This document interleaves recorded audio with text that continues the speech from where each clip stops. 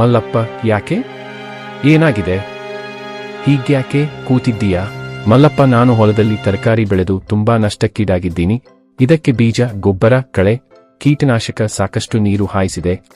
ಆದರೂ ನನಗೆ ಒಳ್ಳೆ ಇಳುವರಿ ಮತ್ತು ದರ ಸಿಗದೆ ತುಂಬಾ ನಷ್ಟವಾಗಿದೆ. ಈಗ ಚಿಂತಿಸಿ ಫಲವಿಲ್ಲ. ಮಳೆಗಾಲ ಬಂದೇ ಬಿಟ್ಟು ಹೊಲದಲ್ಲಿ ಏನು ನಾಟಿ ಮಾಡ್ಬೇಕು ಅಂತಿದೀಯಾ? ಆವಾಗ್ಲೇ ಹೇಳಿದ ಹಾಗೆ ತರಕಾರಿ ಕೈ ಹಿಡಿಲಿಲ್ಲ. ಬಂದಿರೋ ಅಲ್ಪ ಸ್ವಲ್ಪ ಬೆಳೆಗೆ ಒಳ್ಳೆ ಬೆಲೆ ಸಿಗಲಿಲ್ಲ. ಏನ ಮಾಡ್ಲಿ ಈಗ? ನನಗೆ ಒಂದು ತಿಳಿವಲ್ದು. ನಾನು ಅವತ್ತೇ ಹೇಳ್ದೆ ಸೋಯಾಬೀನ್ ಬಿತ್ತನೆ ಮಾಡು ಅಂತ. ನನ್ನ ಜೋಡಿ ಬಾ, ಕೀರ್ತಿ ಗ್ರೂಪ್ ತರಬೇತಿ ಕೇಂದ್ರಕ್ಕೆ ಹೋಗೋಣ, ಪೂರ್ಣ ಮಾಹಿತಿ ತಿಳ್ಕೊಂಡು ಬೀಜ ತರೋಣ.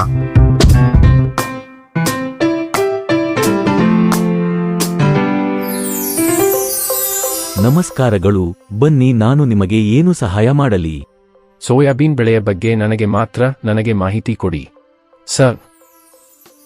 ಖಂಡಿತವಾಗಿಯೂ. ಕೀರ್ತಿ ಕಂಪನಿ ಮಹಾರಾಷ್ಟ್ರದ ಲಾತೂರನಲ್ಲಿ ಕೇಂದ್ರ ಕಚೇರಿ ಇದ್ದು, ಕರ್ನಾಟಕದ ವಿಜಯಪುರದಲ್ಲಿ ಇದರ ಕಚೇರಿ ಇದೆ. ಮಧ್ಯಪ್ರದೇಶ, ಮಹಾರಾಷ್ಟ್ರ ಮತ್ತೆ ನಮ್ಮ ಕರ್ನಾಟಕದಲ್ಲಿ ಬೀದರ್, ಕಲಬುರ್ಗಿ, ಬಿಜಾಪುರ, ಗದಗ, ನರಗುಂದ, ಕಾರಜೋಳ, ಬೈಲಹೊಂಗಲಗಳಲ್ಲಿ ರೈತರು ಬೆಳೆ ಬೆಳೆದು ಹೆಚ್ಚಿನ ಇಳುವರಿ ಪಡೆಯುತ್ತಿದ್ದಾರೆ. ಇದು ಕೇವಲ 3 ತಿಂಗಳ ಬೆಳೆಯಾಗಿದೆ. ಇದರಲ್ಲಿ ಮಿಶ್ರ ಬೆಳೆಗಳನ್ನು ಬೆಳೆಯಬಹುದು. ಸಾಕಷ್ಟು ಮಳೆ ಬಂದ 2 ದಿನಗಳ ನಂತರ ಭೂಮಿಯಲ್ಲಿ ತೇವಾಂಶ ಇದ್ದ ಸಮಯದಲ್ಲಿ ಬೀಜ ಬಿತ್ತನೆ ಮಾಡಬೇಕು. ಕೆಸರು ರಾಡಿ ಇರಬಾರದು. 1 ಎಕರೆಗೆ ಕೈಯಿಂದ ಬೀಜವನ್ನು ಬಿತ್ತಲು 10 ರಿಂದ 16 ಕೆಜಿ ಸಾಕಾಗುತ್ತದೆ. ಯಂತ್ರೋಪಕರಣದಿಂದ ಬಿತ್ತನೆ ಮಾಡಲು 22 ರಿಂದ 25 ಕೆಜಿ ಬೇಕಾಗುತ್ತದೆ. ಹೌದಾ? ಬೀಜವನ್ನು 2 ಇಂಚು ಆಳದಲ್ಲಿ ಬಿತ್ತಬೇಕು. ಇನ್ನು ರಸಗೊಬ್ಬರ ಡಿಎಪಿ 10, 26, 26, 12, 32, 16, 14, 35, 14 ಈ 3ರಲ್ಲಿ ಒಂದನ್ನು ಬಳಕೆ ಮಾಡಬಹುದು. ಹಾಗೂ 10 ಕೆಜಿ ಸಲ್ಫರ್ ಮಿಶ್ರಣ ಮಾಡಿ ಬಿತ್ತಬೇಕು. 48 ಗಂಟೆಗಳಲ್ಲಿ ಕಳೆನಾಶಕ ಔಷಧ ಸಿಂಪಡಣೆ ಮಾಡಬಹುದು ಅಥವಾ 21 ದಿನದ ನಂತರ ಸ್ಪ್ರೇ ಮಾಡಬಹುದು.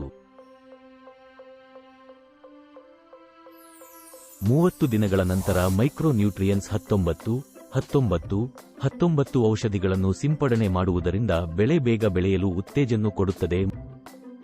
35 ದಿನಗಳ ನಂತರ ಕ್ಲೋರೋಪ್ರೊಫಿನೋಪಾಸ್, ಬಾವಿಸ್ಟಿನಿಯಂ 45 ಇದನ್ನು ಸೇರಿಸಿ ಸಿಂಪಡಣೆ ಮಾಡುವುದರಿಂದ ಎಲೆ, ಕಾಂಡಗಳ ಚುಕ್ಕಿ ರೋಗಗಳನ್ನು ತಡೆಹಿಡಿಯಲು ಸಹಾಯಕವಾಗುತ್ತದೆ.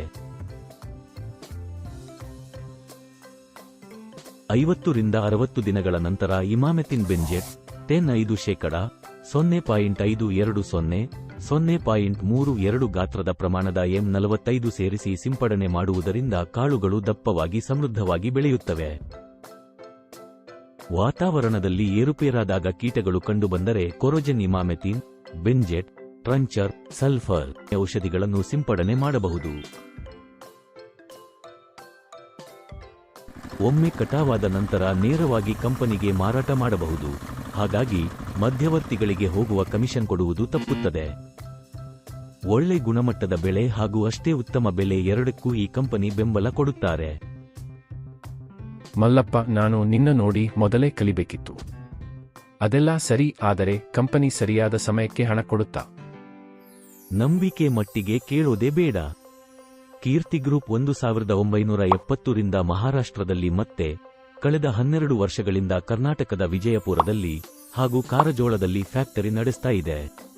ಸೋಯಾಬೀನ್ ಒಂದೇ ಅಲ್ಲ, ಕೀರ್ತಿ ಗ್ರೂಪ್ ದಕ್ಷಿಣದ 5 ರಾಜ್ಯಗಳಲ್ಲಿ ಸೂರ್ಯಕಾಂತಿ, ಕಡಲೆ, ತೊಗರಿ ಹೀಗೆ ಬೇರೆ ಬೇರೆ ಬೆಳೆಗಳ ಹಲವು ಉತ್ಪನ್ನಗಳನ್ನು ತಯಾರಿ ಮತ್ತು ಮಾರಾಟ ಮಾಡ್ತಾ ಇದೆ.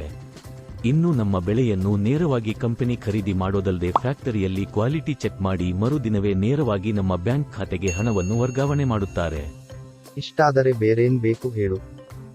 ಹೌದು ಮಲ್ಲಪ್ಪ, ಇನ್ನು ನಾನು ಚಿಂತೆ ಮಾಡಬೇಕಾಗಿಲ್ಲ. ಈ ವರ್ಷದಿಂದ ನಾನು ನಿನ್ ಜೊತೆ ಕೀರ್ತಿ ಸೋಯಾಬೀನ್ ಬೀಜವನ್ನೇ ಬಿತ್ತನೆ ಮಾಡುತ್ತೇನೆ. ಕೃಷಿ ಮಾಡೋದು ಇನ್ಮುಂದೆ ಸುಲಭ ಅನ್ಸುತ್ತೆ. ಕೀರ್ತಿ ಕಂಪನಿ ಬೀಜ ಬಿತ್ತನೆಯಿಂದ ಹಿಡಿದು ಬೆಳೆ ಮಾರಾಟ ಮಾಡುವವರೆಗೂ ಎಲ್ಲಾ ಹಂತಗಳಲ್ಲಿಯೂ ಮಾರ್ಗದರ್ಶನ ನೀಡಿ ಯಂತ್ರೋಪಕರಣಗಳನ್ನು ಬಳಸುವಲ್ಲಿ ಸಹಾಯ ನೀಡುತ್ತದೆ. ಕೀರ್ತಿ ಕಂಪನಿ ನಿಮ್ಮ ಬೆಳೆಗಳನ್ನು ಸಂಗ್ರಹಿಸಿಡಲು ಉಚಿತ ಉಗ್ರಾಣದ ಸೌಲಭ್ಯ ನೀಡುತ್ತದೆ. ಇನ್ನೊಂದು ವಿಶೇಷ ಅಂದರೆ ಕೀರ್ತಿ ಕಂಪನಿ ಕಟಾವಾದ ಬೆಳೆಗೆ ಅಲ್ಪ ಮಟ್ಟಕ್ಕೆ ಸಾಲವನ್ನು ನೀಡುತ್ತದೆ. ಮಾರುಕಟ್ಟೆಯಲ್ಲಿ ಬೆಲೆ ಏರಿಕೆಯಾಗುವವರೆಗೆ ಕಾದಿದ್ದು ನಿಮ್ಮ ಬೆಳೆಯನ್ನು ಮಾರಾಟ ಮಾಡಿ ಕಂಪನಿಯ ಸಾಲ ತೀರಿಸಬಹುದು.